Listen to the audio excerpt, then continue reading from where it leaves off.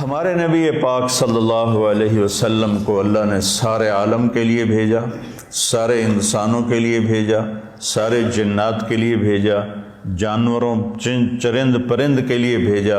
آپ کی چھوٹی سی عمر تھی، پتھر کے پاس سے گزرتے تھے، آواز آتی السلام علیکہ یا رسول اللہ۔ آپ درخت کے پاس سے گزرتے تھے، آواز آتی السلام علیکہ یا رسول اللہ۔ عرب کے تاجروں کا قافلہ شام جا رہا تھا تو وہ زرقا میں اترا۔ زرقا بہت بڑا شہر ہے، وہاں ایک راہب رہتا تھا بحیرہ۔ اس کی نظر پڑی آپ پر، حضرت ابو طالب ان کو ساتھ لے کر گئے تھے، تو کہنے لگا تمہارے قافلے کا سردار کون ہے؟ انہوں نے کہا یہ ابو طالب۔ کہا تمہاری کل دعوت ہے۔ کہا تم نے پہلے تو آج تک نہیں کی، ہم یہاں سے گزرتے ہیں، کا ایک کام ہے۔ اگلے دن اس نے درخت کے نیچے سب بیٹھ گئے، کھانے کا انتظام۔ اس نے ایسے طائرانہ نظر ڈالی تو آپ نظر نہیں آئے۔ کہنے لگا سارے موجود ہیں؟ کہا نہیں، ایک بچہ ہے وہ اونٹ چرانے گیا ہوا ہے۔ تو کہنے لگا اسی کی خاطر تو تنو کھوا رہے نے تو تنو کہیں پوچھنا ہے، بلاؤ اسے۔ اب آپ کو بلایا گیا۔ جیسے اب یہ ہال بھر جائے تو برآمدے میں سامعین بیٹھ جائیں گے، تو آپ تشریف لائے تو چھاؤں ساری لوگوں نے بیٹھ کے کور کر دی تھی، تو دھوپ تھی، تو آپ نے پہلے یوں ایسے کر کے دیکھا تو چھاؤں بیٹھنے کی جگہ نہیں تھی، آپ دھوپ میں بیٹھ گئے۔ جو ہی آپ دھوپ میں بیٹھے، چند شاخوں نے تیزی سے اوپر آ کر آپ پہ سایہ کر لیا۔ تو بحیرہ یہ دیکھ رہا تھا، تو وہ کہنے لگا اس بچے کا باپ کون ہے؟ ابو طالب فرمانے لگے میں ہوں۔ کا جھوٹ بولتے ہو، اس کا باپ مر چکا ہے۔ کہنے لگے ہاں وہ میرا بھائی تھا، لیکن یہ مجھے اپنے بچوں سے زیادہ محبوب ہے۔ تو اس نے سے آپ کی آنکھوں کو دیکھا، اس میں سرخ ڈورے تھے۔ کہ یہ سرخ لکیریں اس کے آنکھوں میں مستقل ہیں یا سفر کی وجہ سے؟ کہا نہیں مستقل ہیں۔ پھر اس نے آپ کی کمر کو کرتا اٹھا کے دیکھا تو مہر نبوت۔ کہا یہ اس دنیا کا آخری نبی ہے، اس کو یہیں سے لے کر واپس چلے جاؤ ورنہ یہود دیکھیں گے تو قتل کر دیں گے۔ تو اس چھوٹی عمر میں آپ پیدا ہوئے تو حضرت عبد الرحمن بن عوف کی والدہ تھیں، شفا ان کا نام تھا، انہوں نے آپ کو لیا گود میں۔ آپ پیدا ہوئے تو بچہ پیدا ہوتا ہے تو اس کی ناف اور آنت، ماں کی آنت سے ناف جڑی ہوتی ہے، ختنہ نہیں ہوتا، اور اس کے پیدا ہونے سے پہلے گندا پانی نکلتا ہے، پھر گندگی نکلتی ہے، اس میں بچہ پیدا ہوتا ہے۔ جب آپ تشریف لا رہے تھے تو آپ کے ساتھ ایک قطرہ ماں کے پیٹ کی گندگی کا نہیں نکلا۔ جب آپ جوں باہر آ رہے تھے کمرے میں خوشبو پھیل رہی تھی، وہ بچے کے پیدا ہونے کے ساتھ وہ گندگی ہوتی ہے، بدبو ہوتی ہے، خوشبو پھیل رہی تھی۔ جب اس کی نظر پڑی آپ کی ناف پر تو وہ کٹی ہوئی تھی، آنت سے جدا تھی، باہر کینچی سے نہیں کاٹنے پڑی۔ اس کی نظر پڑی آگے تو آپ کا ختنہ ہوا تھا، ماں کے پیٹ سے ختنہ کروا کے نہیں آئے۔ اور جو ہی آپ نے انہوں نے ان کو اٹھایا اور حضرت آمنہ کے پہلو میں لٹایا۔ اس بچے کی عمر 15 منٹ ہے، 20 منٹ ہے، تو آپ نے ایسے کروٹ بدلی اور سجدے میں سر رکھا اور ہاتھ اور گھٹنے ٹیک دیے۔ اوندھے منہ نہیں ہوئے کہ اوندھے منہ نہیں، پورا سجدہ کیا۔ تو ماں بھی تھر تھر کانپنے لگی اور دائی بھی ایک ہی بنی۔ تو آپ نے لمبا سجدہ کر کے ایسے دونوں ہاتھوں پر اپنی چھاتی کو اٹھایا، آسمان کو دیکھا، سیدھے ہاتھ کو اوپر کیا اور شہادت کی انگلی کو ایسے کیا تو پوری چار طرف نوری نور پھیل گیا۔ آپ گرے اور پھر بچہ یہ پیغام لے کر آئے کہ میں کچھ زندگی لے کر آیا ہوں جس میں نماز بہت بڑی چیز ہے، سجدہ بہت بڑی چیز ہے۔ بڑے درد کی بات ہے کہ امت کا 80-90% نماز چھوڑ چکا ہے، اور کچھ ایسے نادان ہیں جو کہتے جی نماز دل دی ہوندی ہے، اگر روٹی بھی دل دی کھا لیا کرو، نماز تو جی دل دی ہوندی ہے۔ کہ ہماری طرف ہیں بہت جاہل ایسے لوگ۔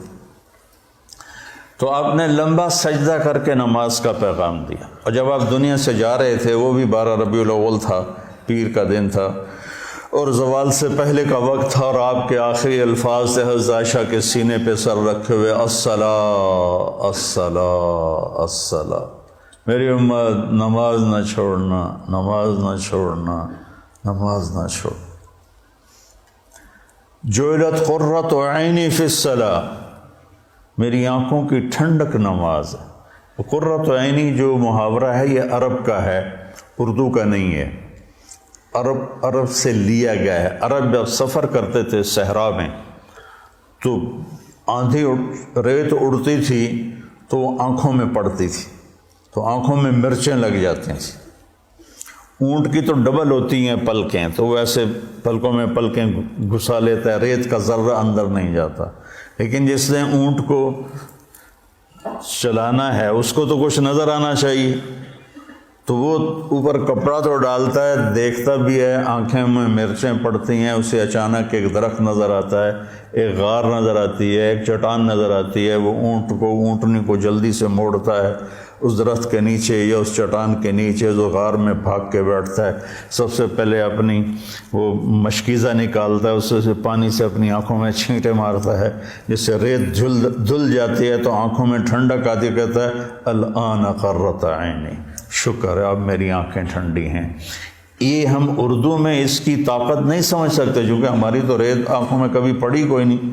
ادھر بچپن میں ہم کھیل رہے تھے تو مجھے نا چینی کی ضرورت پڑی، پتہ نہیں کھیلتے کھیلتے کوئی شربت بنا رہے تھے، تو وہ منڈیر کے اوپر سارے کچن میں نا ڈبے رکھے ہوئے تھے، نمک، مرچ، چینی، مسالہ، تو میرا قد اتنا چھوٹا تھا کہ میرا ہاتھ اوپر نہیں پڑتا تھا، تو میں نے ایسے یہ پنجوں کے بل کھڑے ہو کر ایک ڈبے کو ہاتھ ڈالا تو وہ الٹا ہو کے جو میرے منہ پہ گرا وہ مرچیں تھیں، تو میری آنکھیں جو مرچوں سے بھری، ساری رات میری روتے روتے گزری، اور میری ماں میری آنکھوں میں پانی ڈال ڈال ڈال ڈال تھک گئی، اور میں ساری رات تڑپ تڑپ کے گزار دی، میری نیند وہ آنکھوں میں ہی کٹ گئی۔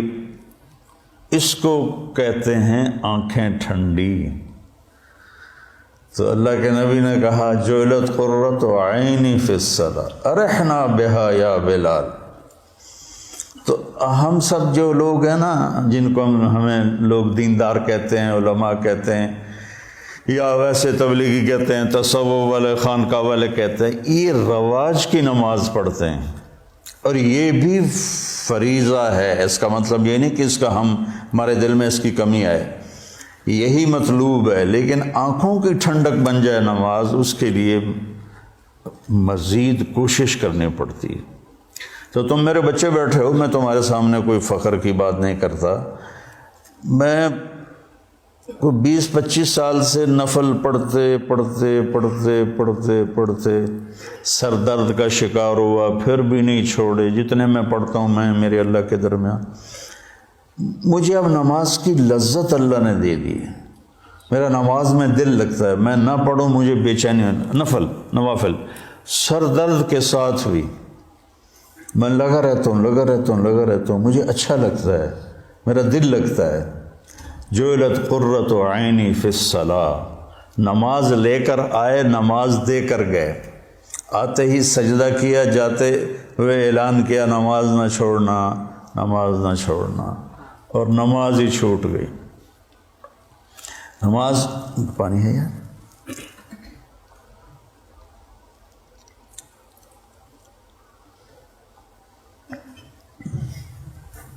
ماں نے اٹھا کے گود میں لیا تو ایک بادل آیا جس نے ڈھانپ لیا، اور بچہ نظر نہیں آ رہا، تو بادل کے اندر سے آواز آ رہی ہے طوفوا بہ مشارق الارض ومغاربہا لیعرفوا باسمہ ونعتہ وصورتہ، اس بچے کو مشرق مغرب پھرا دو تاکہ کل کائنات جان لے کہ یہی ہے اس کائنات کا رہبر، رہنما، ہادی۔ مضت الدہور فما اتینا بمثلہ ولقد اطا فعجزنا عن نظرائہ، یہ متنبی نے نا سیف الدولہ کو بیوقوف بنایا تھا، اس کی یہ متنبی یا لائم کف الملام عن الذی اغناہ طول سقامہ وسقائہ، عذل العواز لحول قلب الطائه وهو الأحبة منه في سودائه القلب أعلم يا عذول